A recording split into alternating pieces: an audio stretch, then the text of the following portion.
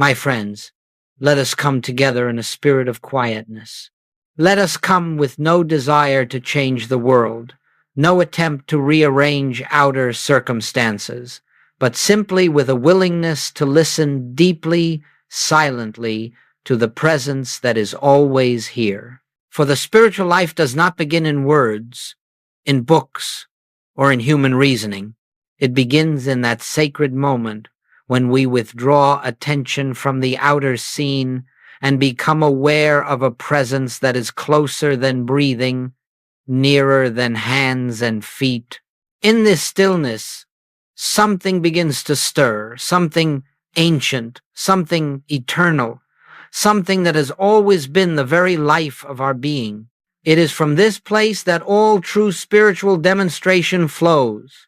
You see, we have been trained by the world to believe that results are achieved through effort, through strong will, through emotional intensity, through striving and pleading and struggling. But in the spiritual life, nothing of this sort is required.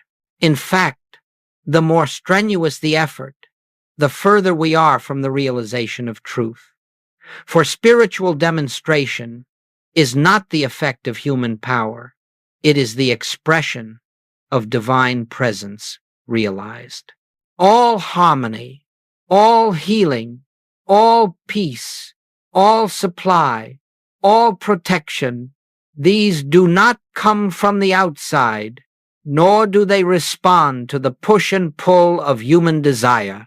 They unfold from within, like a flower opening in the morning light, not because it is forced, but because it is in the nature of life to reveal its own beauty. So let us understand this first principle.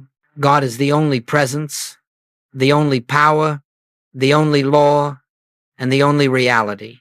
And where God is recognized, harmony must appear not as a miracle in the human sense, not as the violation of natural law, but as the fulfillment of spiritual law.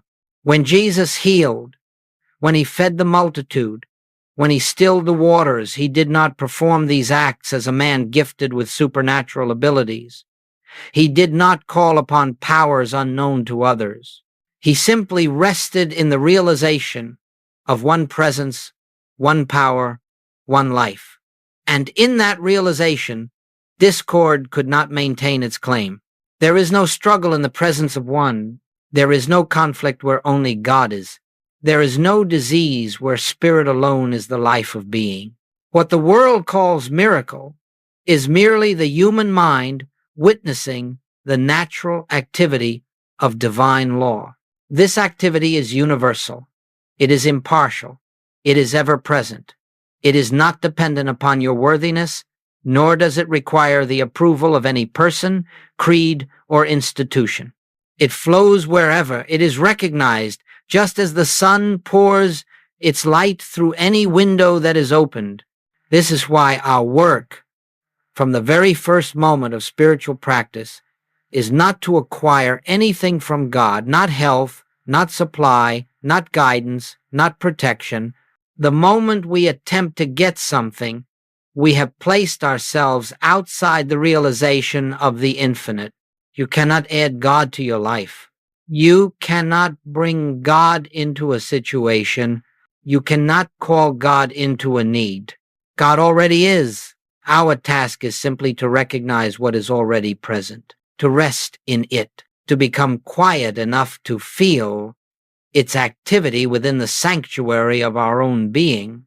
And as we do, something remarkable happens, not by human design, but by the nature of divine completeness. Outer conditions begin to reshape themselves in accordance with the inner realization, not because we asked, but because we understood. So, in this first moment of our time together, let us lay down all the burdens we have carried, every attempt to fix, to change, to improve. Let us release the belief that something is missing, that something must be achieved, that something must be obtained from outside ourselves. None of this is required. Let us rest in the assurance that spiritual demonstration is the natural expression of the presence that lives itself as us. And as we proceed, let us do so with a quiet confidence that where the realization of God is, harmony must be. That where the consciousness of one is, fear dissolves. That where the presence is acknowledged, its activity becomes visible.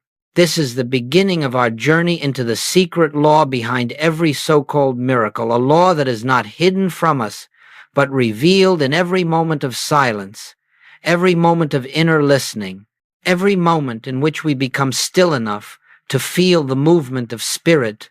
And now we continue, with hearts open and minds quiet, into the next unfoldment of this truth. Let us continue now, quietly, gently, with the same stillness that began our meditation. For spiritual truth cannot be grasped through a racing mind or an anxious heart.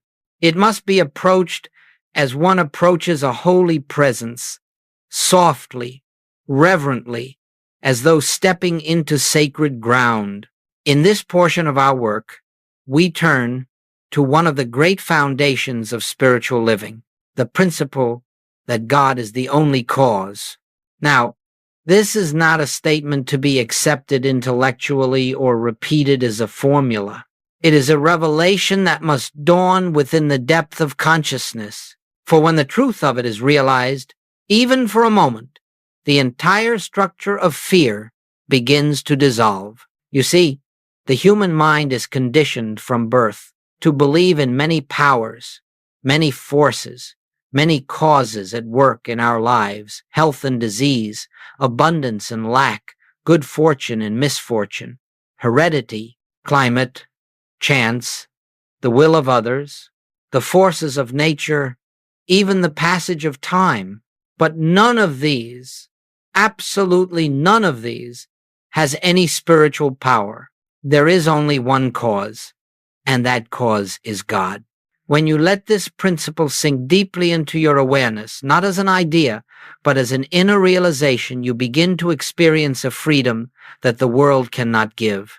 You begin to see that nothing external can enter your life to enrich it, and nothing external can diminish it. For there is no external, there is only God expressed as individual being. Goldsmit would often put it this way: all that God is, you are. All that God has is yours, not by attainment, but by inheritance. The activity of God as your consciousness is the only law operating in your experience. Let this be clear. God does not stand outside your life, governing it from afar. God is not a being who sends blessings or withholds them. God is not the cause of good events, while something else is the cause of adversity. God is not one of many powers. God is the one power. Therefore, the moment you accept two powers, even subtly, you step out of the Christ consciousness and into the realm of fear. The belief in two powers is the root of all discord. It is the foundation of anxiety. It is the parent of suffering. For if there are two powers, at any moment one of them may act against you.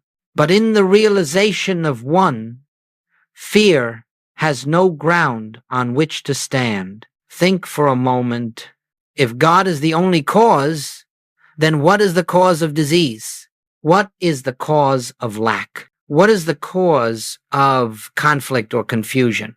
These are not effects produced by a real power. They arise from a belief, a mental image accepted as reality by the human mind. They have no spiritual law to sustain them. They have no source in God. They have no permanence, no authority, no substance. They are shadows, nothing more.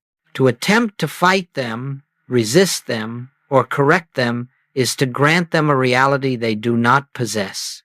This is why Jesus never struggled with conditions. He never treated disease as a substance, lack as a force, or fear as an entity. He simply recognized the truth that God alone is cause and everything unlike God has no actual existence in the realm of spirit. And so harmony appeared not because he made it happen, but because his consciousness allowed nothing else. Now, this principle does not deny that human beings may experience pain, suffering, or lack. It does not require you to pretend that your difficulties don't exist. What it does ask is this: do not look to the problem for its cause. Do not try to correct the effect. Do not attempt to manipulate conditions. Turn instead to the source. Turn within, for God is the only cause, and therefore God is the cause of all true being, all harmony, all completeness, all joy. When we rest in this recognition, when we withdraw attention from secondary causes and behold one, the appearance begins to shift, not by our effort, but by the law of our being. Think of a lamp surrounded by shadows. You need not chase the shadows, nor do you need to fight them. Simply light the lamp, the shadows dissolve of their own accord, for they were never something in themselves. So it is with the appearances of discord. They vanish in the presence of realized truth. And so, as we begin the deeper portion of this spiritual journey, let us carry this principle in our hearts. There is one cause, one presence, one power, one life, and that one is God, forever expressing itself in and as the individual. Nothing external can add to that. Nothing external can subtract from it. Your life is governed not by persons, conditions, or circumstances, but by the infinite that formed you of its own substance. As we continue into the next section of our unfolding, we will see how Jesus lived this truth, how he worked with it, and how this same consciousness becomes the foundation of all spiritual demonstration. Let us now turn our attention to the Master Jesus, whose life was the purest demonstration of the truth we have been contemplating. For Jesus did not come merely to perform wonders, nor to establish doctrines, nor to create a new religion. He came to reveal the nature of God as the very essence of individual being, and to show how this realization operates as harmony, healing, and freedom. When Jesus walked the earth, he did so with a singular consciousness. There is but one presence, one power, one life, and that life is the Father within me. He lived in the uninterrupted awareness of God as the only cause, and in that awareness, nothing unlike God could maintain itself. Observe carefully how he approached every situation, always from the standpoint of one. When confronted with disease, he never fought it. When he stood before lack, he never sought supply. When fear surrounded him, he never resisted it. When faced with danger, he never attempted to protect himself. Instead, he lifted his consciousness above the appearance and rested wholly in the truth. The Father within me doeth the works. This is a key principle in spiritual living. There is no personal self-performing, no human mind manipulating, no mortal will striving for results. The I that acts is not a man. It is the infinite expressing itself as individual consciousness. And this is why Jesus could say with utter simplicity, I can of mine own self do nothing. He recognized the nothingness of personal selfhood and the allness of God. He acknowledged that all power belongs to the invisible, not to form, not to matter, not to the condition, not even to the person. And so, when a man came to Jesus pleading for healing, Jesus did not search for a technique or a method. He did not inquire into symptoms or histories. He did not weigh the severity of the condition. He simply looked beyond the appearance to the spiritual truth of the individual's being. He saw God there. He saw the completeness of the Father made manifest. He saw the Christ hidden from human sight but fully present in reality. This seeing was the healing. For when you behold the truth of another, you unveil that truth in your own consciousness, and what is realized within is revealed without. Jesus never tried to change the outer picture. He corrected the inner vision. And as the vision changed, the picture changed not by effort, but by law. Consider the multiplication of the loaves and fishes.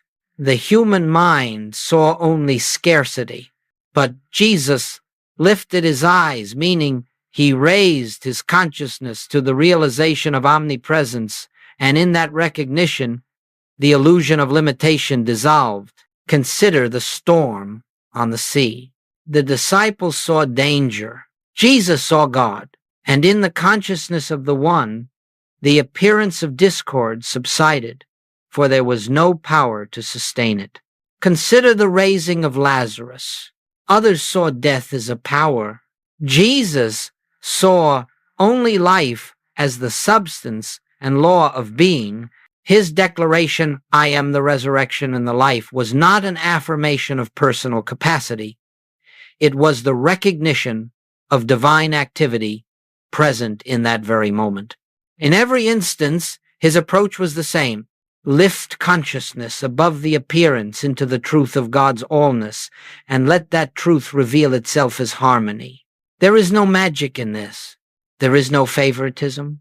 There is no supernatural intervention. There is only the functioning of spiritual law. Now, it is important to understand that Jesus never intended to be worshipped as an exception. He came as an example. He came to show that what he did, we also may do, not through personal power, but through the same realization of the one. The Father within me doeth the works, is not a statement about Jesus alone. It is the spiritual truth of every individual. The difference is not in the presence, but in the degree of realization. And so, as we study how Jesus worked with the law, we are not learning how to imitate acts. We are learning how to enter the consciousness from which those acts flowed. The Master lived in constant recognition of one presence, one power, one cause, one life, one selfhood, one law. And wherever the consciousness of one is, harmony must appear, for there is nothing to oppose it.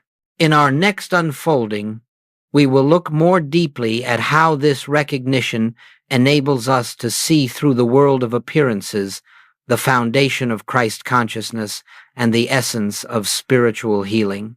Let us go deeper now, quietly, without hurry, for this next step is one of the most essential in all spiritual unfoldment.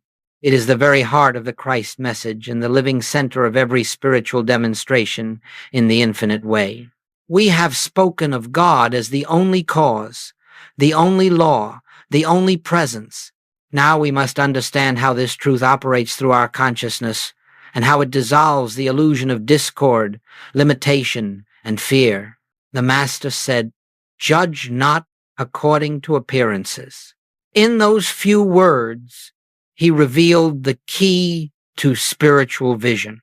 For every discord, every condition of lack, every form of disease, every moment of fear is nothing more than an appearance, a mental picture arising from the world belief in separation.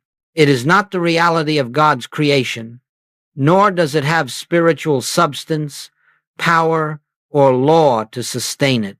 To the human sense, this world of appearances seems solid, authoritative, and unyielding. But to the spiritual consciousness, it is as transient as a shadow cast by a passing cloud. The appearance is not the reality.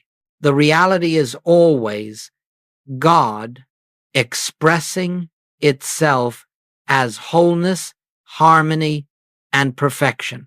This is why Jesus could look upon the sick, the sinful, the poor, the fearful, and behold something entirely different from what the world was seeing. He did not accept the picture presented to the senses. He saw through it, saw beyond it into the invisible truth of being. And that seeing itself was the healing. Not the words, not the touch, not the act, but the seeing. For Christ consciousness is the capacity to behold God where the human mind perceives imperfection. It is the inner knowing that rejects the testimony of the senses and abides steadfastly in the realization of the one presence. Now, this is not accomplished by effort. We do not force ourselves to believe something different from what we observe. We do not mentally declare perfection over imperfection, nor do we attempt to superimpose a spiritual truth upon a physical picture. Such practices merely engage the human mind, and the human mind cannot perceive spirit. Seeing through appearance is an act of grace, an inner shift of vision, a quiet recognition of the invisible. It is a spiritual discernment that comes when the mind grows still enough to let the presence reveal itself. You see, when you look at a person or a condition with the human sense of sight, you behold only form, flesh, behavior, circumstances, symptoms. But when the inner eye opens the single eye of spiritual vision, you behold the Christ, the real identity, untouched by appearance. And as you behold that truth, you bear witness to God's activity, and the appearance begins to yield. Not because you fought it, not because you demanded its change, but because you saw through it. To see through appearance is to stand in the realization that nothing exists apart from God. It is to know that every individual is the expression of the one life. It is to understand that no condition has the power to alter the nature of God's creation. In this state of consciousness, harmony is not created, it is revealed. Peace is not attained, it is uncovered.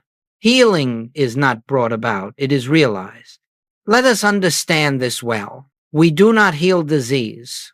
We do not correct lack. We do not fix broken conditions.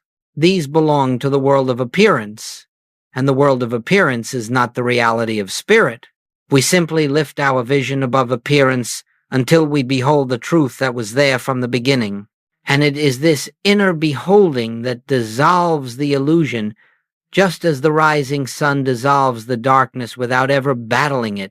As you grow in this realization, you will find that your concerns with outer conditions diminish. You will begin to perceive that everything which comes to your attention does so only to give you the opportunity to look beyond it, to witness the operation of spiritual law in the face of human belief. Every appearance becomes an invitation to behold the Christ. When the appearance is discord, it invites you to see harmony. When the appearance is lack, it invites you to see abundance. When the appearance is disease, it invites you to see wholeness. When the appearance is fear, it invites you to see the presence that casts out fear. And when the appearance is sin, it invites you to see innocence, the purity of God expressed as individual being. The miracle occurs not when outward conditions change, but when we are no longer hypnotized by appearance, when we behold the invisible reality that was always present. This is the essence of Christ consciousness. This is the secret behind spiritual demonstration. This is the foundation upon which Jesus built his entire ministry. And in our next unfolding, we will explore how to enter the inner stillness from which this vision becomes possible, how to quiet the mind, open the heart, and let the presence reveal itself without effort. Let us move gently now into the heart of our practice, the sacred work of entering inner stillness. For all the principles we have spoken of thus far, one presence, one power, the unreality of appearance, the Christ vision, are known only in silence. They are not apprehended through thinking, nor through study, nor through argument. They are revealed in quietness. You will notice that every great spiritual teacher, every prophet, every mystic, every enlightened soul has spoken of the necessity of silence, not the silence that is merely the absence of sound, but the silence that is the absence of mental activity the stillness in which the ego loses its voice and the spirit gains its hearing. This silence is not something you create. It is something you sink into. It is already here, beneath the noise of thought, beneath the turbulence of emotion, beneath the agitation of the human mind. It is your natural state, your spiritual home, the abiding place of the presence. Goldsmith would often say, "Be still and let the presence announce itself." And this is the essence of the infinite way meditation, not a doing, but an allowing, not a seeking, but a resting, not an effort to reach God, but an openness to let God reveal himself as your very being. Let us understand this clearly. There is no technique that brings God closer, for God is already the life of your life, the mind of your mind, the breath of your breath. The purpose of meditation is not to draw God near, but to remove the veil of mental noise that prevents you from feeling what is eternally present. So, when you enter stillness, do not begin by asking for anything. Do not attempt to solve a problem. Do not attempt to get guidance, healing, or supply. The moment you attempt to get something, the mind becomes active, and you remain at the surface of consciousness. Instead, come as you are, quietly, humbly, without ambition, without desire, simply to rest in the presence.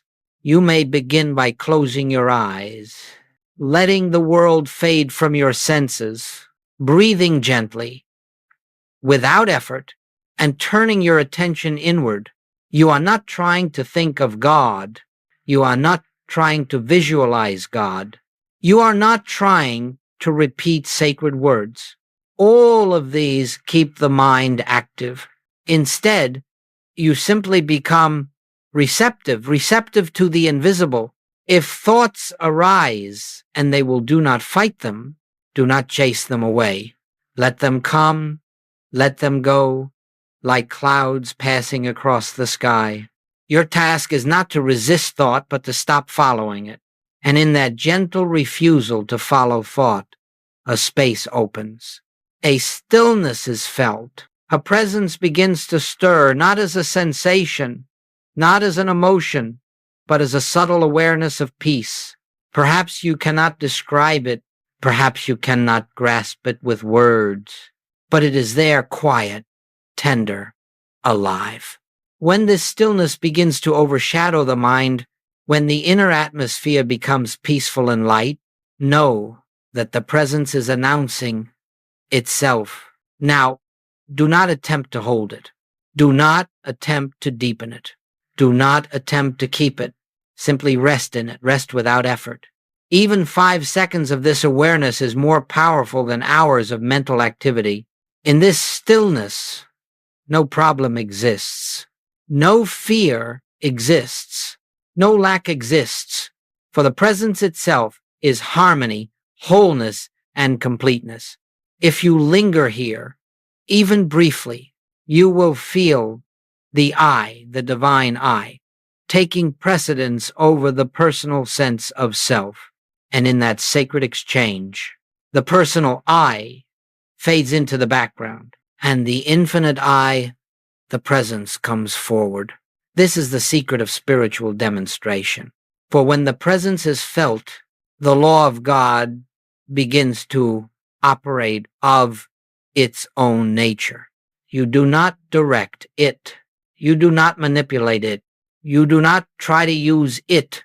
You simply allow it. The mind becomes still. The heart opens, and the invisible begins to shape the visible without any prompting on your part. If you enter this silence daily, even briefly, even imperfectly, even with a mind that wanders, you will discover that something in you grows deeper, quieter, more anchored. The world will begin to lose its power. Fear will diminish. The sense of separation will dissolve, and the presence will become the unnoticed companion of every moment. For the ultimate purpose of meditation is not to experience something during the meditation period, but to carry the atmosphere of stillness into your daily life, to live from a place where the mind is no longer the master, but the servant, where the presence leads and you follow. This is the threshold where the spiritual life truly begins. And in the next unfolding, we will see how, from this state of inner recognition, the law of harmony flows naturally. Where presence is acknowledged, presence becomes visible. And now, my friends, having entered that sacred stillness where the presence announces itself, we come to the heart of spiritual demonstration. Where the presence is recognized, harmony must flow. This is not a poetic statement. It is not an idealistic hope. It is a spiritual law, as dependable as gravity, as certain as the rising of the sun, a law that operates not because we believe in it, but because it is the nature of God to express itself as harmony wherever it is realized. You see, the presence is always here. It fills all space. It animates all life. It is the substance of all being, but it becomes effective in our experience only at the point of recognition, not because God has withheld anything, not because God responds only when we call, but because the human mind, absorbed in the world of appearances, lives unaware of the very life that sustains it. Recognition opens the window. Grace shines through. You need not ask it to shine. You need not command it. You need not urge it into action. It is already shining. You have simply removed the veil. Let us understand this clearly. As long as you look to the outer scene for cause, you remain bound to the appearance. But the moment you turn inward and recognize one presence, the appearance begins to yield to reality. This is the spiritual law. Harmony is not created by thought. It is not manufactured by prayer. It is not earned through effort. It is not the reward of faith. It is the inevitable expression of God realized. Imagine for a moment a room that has been dark for years. You do not fight the darkness. You do not wrestle with it. You do not reason with it. You do not pray it away. You simply open the blinds. The light enters not because you forced it, but because light is the nature of the sun. So it is with spiritual harmony. It enters the moment recognition opens the inner blinds, and the darkness, disease, fear, lack, confusion disappears of its own accord. You did not conquer it. You did not overpower it. You did not heal it. It simply could not remain in the presence of light. This is why Jesus never spoke of healing in the sense we understand it. He spoke of revealing the truth that had been obscured by human belief. He lived in such a state of recognition that the illusions of the world, sickness, sin, fear, could not maintain their appearance in his presence. He was not performing miracles. He was witnessing reality, and so must we. For when we rest in inner stillness, when the personal self is quiet, when the mind is open, something remarkable begins to happen. The activity of God, which has been present all along, begins to shape itself in visible form. We do not direct this activity. We do not influence it. We do not instruct it. We simply behold it. Harmony flows because harmony is the nature of the presence. Supply flows because supply is the activity of the infinite. Peace flows because peace is the nature of spirit. Healing flows because wholeness is the truth of being. Guidance flows because divine intelligence is the mind of every individual life. None of these are added to you. They are revealed through you. And yet, let us be very clear, this revelation does not take place because you have uttered a sacred phrase, or because you have repeated a truth with conviction, or because you have summoned emotional intensity. It takes place because you have entered the stillness in which God is allowed to be God. Where the presence is recognized, it manifests. Where it is unrecognized, it remains invisible, not absent, but unnoticed.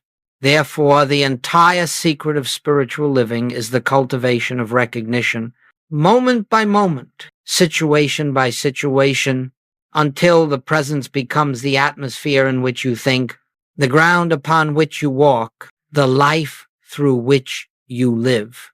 And in that atmosphere, you will discover that things you once struggled with begin to resolve without effort. The people you feared begin to soften. Conditions you dreaded begin to shift. The burdens you carried begin to fall away. Not because you have changed the world, but because you have changed your vision. Not because you have influenced the outer, but because you have recognized the inner. Harmony flows not from action, but from awareness, not from doing, but from being.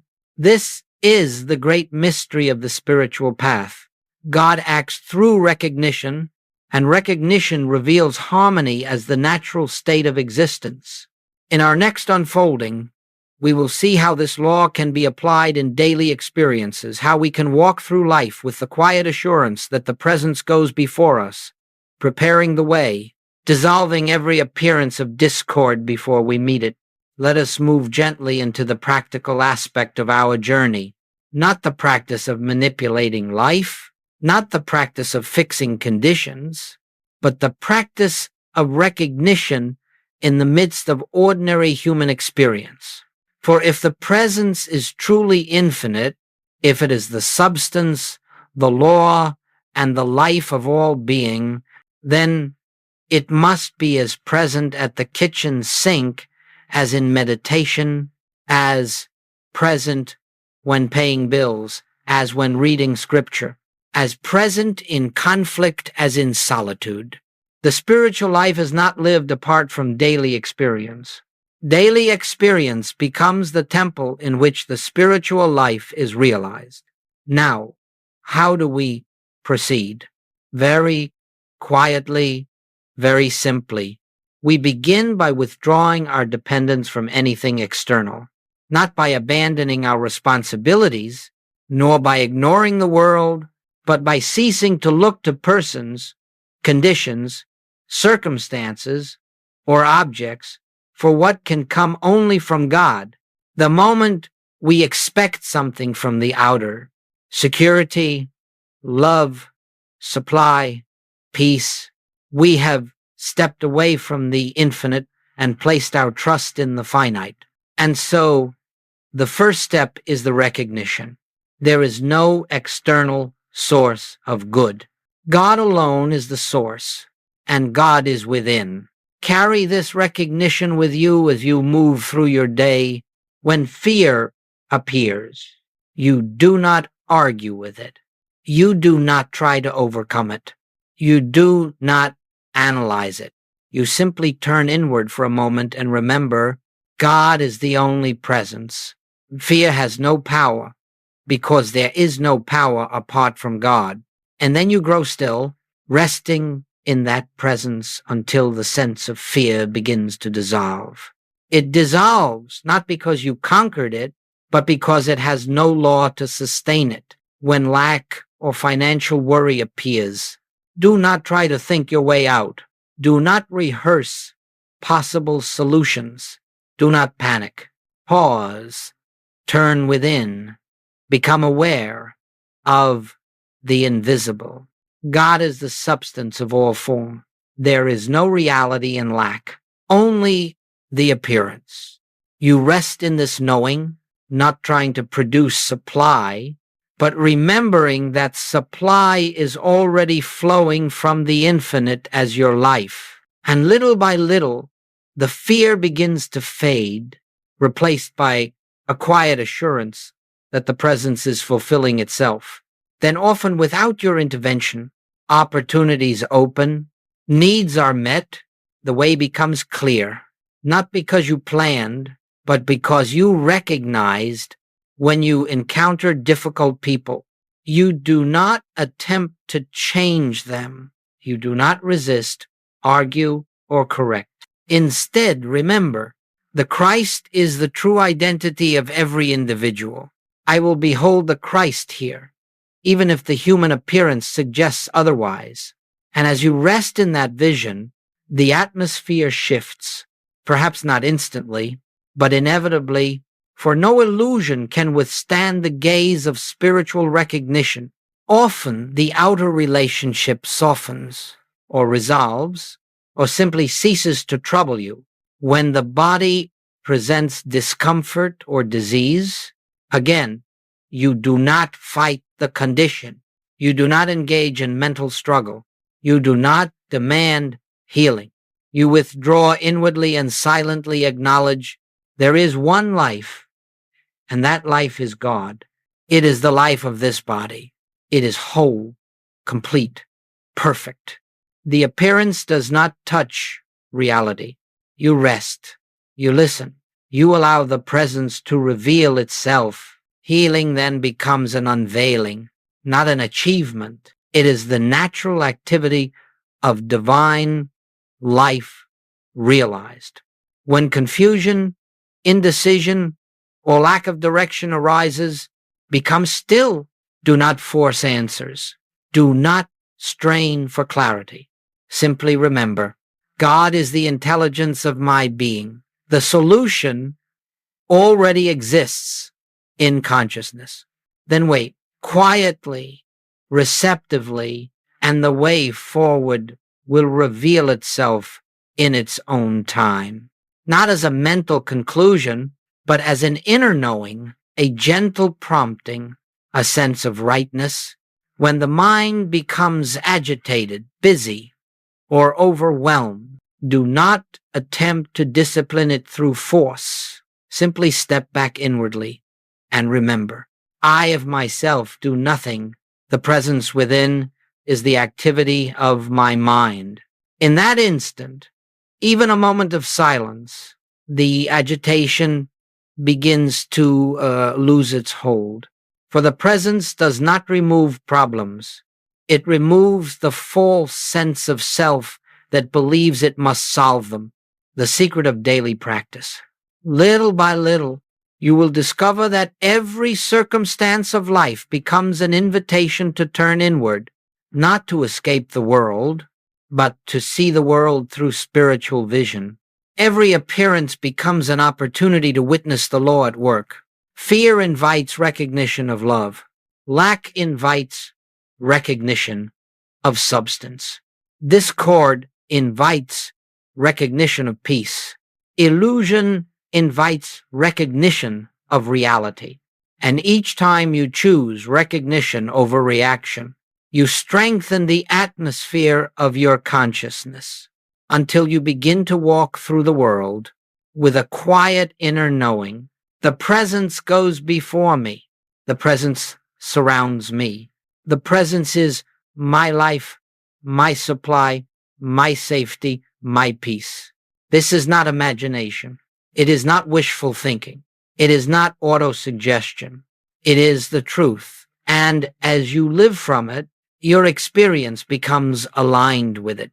In our next unfolding, we will take this one step deeper into the very heart of spiritual power, where we learn that the personal self has no role and that all demonstration is the activity of God alone. As we come now to a deeper level of our unfolding, let us approach this truth with great reverence, for we stand at the threshold of one of the most sacred revelations in the spiritual life. The world is filled with teachings about power, personal power, mental power, emotional power, willpower, psychic power, and in the pursuit of these, many have wandered far from the simplicity of the spiritual path. For in the realm of spirit, there is no personal power. There is no you who heals, no you who manifests, no you who commands spiritual forces. There is only God, and when this is understood not merely as a statement, but as an inner realization, the entire burden of life drops away. You see, All suffering arises from the sense that I, as a personal self, must do something. I must solve the problem. I must create the supply. I must make right decisions. I must heal the body. I must protect myself. I must secure my future. This is the great weariness of the human condition. It is the cause of fear, frustration, anxiety, and struggle. But all of this is built upon an illusion, the illusion that there is a selfhood apart from God, a selfhood with responsibilities, burdens, and powers of its own. Spiritual awakening begins the moment this illusion is seen through. Jesus expressed it perfectly. I can of mine own self do nothing. He did not say this in humility. He said it in truth. He spoke from the clear realization that the personal I is not the actor, not the healer, not the provider, not the source. The Father within, the presence, the infinite, the one is the only doer. This is the true meaning of spiritual power. Spiritual power is not something you acquire. It is not something you develop. It is not something you wield. Spiritual power is the activity of God expressing itself when the personal sense of I becomes silent. Imagine an electric lamp. The lamp does not produce the light. It does not generate it, invent it, or control it. It simply stands still, open, unobstructed, allowing the current to flow. The lamp does nothing but yield. So it is with you. Spiritual power flows only when the personal self yields. When you stop trying to make something happen and rest in the realization that God already is the life and law of your being. This yielding is not passive. It is not resignation. It is not fatalism. It is the highest form of spiritual activity. It is the recognition of the one presence in place of the many appearances. And the moment you yield the human sense of self, you become a transparency for the divine. This is why Goldsmit spoke so often of impersonalizing both good and evil. If you believe that good comes from you, or that evil can act upon you, you have accepted a universe of many powers. And in a universe of many powers, there can be no true peace. But in the universe of one, there is nothing to fear, nothing to resist, nothing to overcome. Spiritual power is the activity of this. One, invisible, silent, effortless, yet more real than anything the world can offer. Now, let us make this practical. When you are faced with a problem in body, in finances, in relationships, in work, do not attempt to bring spiritual power to the problem. Spiritual power does not act on conditions. Spiritual power acts in spite of conditions. This means that you take your attention off the problem entirely and turn within to the presence. You become still. You listen. You wait. You rest in the quiet knowing. This is not mine to solve. God is the life of this situation. The presence is already the fulfillment. I yield. And as you yield, the false sense of responsibility falls away, the mental noise quiets, and the presence begins its activity, an activity that is always harmonious, always wise, always complete. You do not direct this activity. You do not try to shape it. You do not attempt to define the outcome. You stand still. You behold. You let. This is the secret of spiritual mastery. This is why the great mystics lived lives of extraordinary peace amidst worldly challenges. They knew that God is the only power and that the personal self has no role but to yield. This is the true meaning of Christ consciousness. The recognition that the I that lives you is not the mortal sense of self, but the infinite I, the presence that never slumbers, never falters, and never fails. As you enter more deeply into this realization, you will find that you are no longer striving, no longer forcing, no longer fearing, no longer calculating. You are living from an inner rest, an inner confidence, an inner assurance that needs no outward confirmation, for the presence itself becomes the activity of your mind, the strength of your body, the order of your affairs, the peace of your heart. This is spiritual power, God being God through you, as you, for you. In our next unfolding, we will come to the closing revelation, the gentle, profound recognition that as we release personal identity and yield to the infinite, we enter into a life of peace, rest, and assured unfoldment. And now, beloved friends, we come to the quiet close of our time together. Not a conclusion, not an ending, but a gentle resting place in the awareness we have allowed to unfold within us. For the spiritual life does not culminate in knowledge, nor in doctrine, nor in practice, but in realization, the simple, profound knowing that God is the only presence, the only power, the only life, the only selfhood of every individual being. If, through this journey, even one veil has been lifted, even one false sense dissolved, even one moment of stillness felt, then the work has begun. Not the work of self-improvement, nor the work of making something happen, but the sacred work of yielding to the presence that has always lived at the center of your being. Let us remember, there is nothing to attain, there is nothing to strive for, there is nothing to become, there is only the recognition of what already is. Peace is not ahead of you. Peace is the nature of the I that lives you. Love is not something to receive. Love is the substance out of which you are formed. Harmony is not something to create. Harmony is the activity of God revealing itself through your consciousness. Healing is not the correction of a condition. Healing is the unveiling of reality. Everything you have sought, everything you have prayed for, everything you have struggled to achieve has been present within you from the beginning, waiting only for recognition. And now, in this quiet moment, let that recognition take its rightful place. Let your breath soften. Let the mind loosen its grip.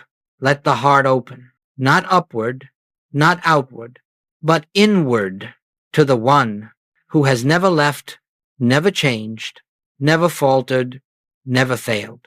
Rest now in the peace of this awareness. The I that I am is God. The life that I live is God in expression. The mind through which I think is God's mind. The love through which I feel is God's love. And the peace in which I rest is God's own peace. Let this truth settle not as a thought, not as a belief, but as a presence. When Jesus said, "My peace I give unto you," he did not give a human peace dependent on circumstance. He gave the peace of one who knows no opposite, the peace that flows from the realization of oneness. Let that peace be yours now. Carry it gently into your day, into your relationships, into your work, into the smallest details of life. For wherever you walk, God walks. Wherever you speak, God speaks. Wherever you rest, God rests. Wherever you are, the presence is in all its fullness. And as you move forward, remember, it is not you who lives the spiritual life. It is the presence living itself as you surrender to that, trust that, rest in that. For in that surrender, all fear dissolves. All striving melts, all searching ends, and what remains is peace. The peace that passes understanding, the peace that needs no reason, the peace that simply is. Thank you, beloved friend, for walking this path with me, for opening your consciousness to truth, and for allowing the light within you to be recognized. You are never alone. You are never separate. You are never without guidance.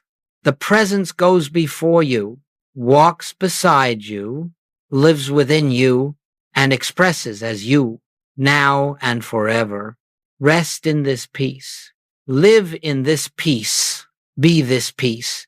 This is the end of the outline, but it is the beginning of a life lived in realization.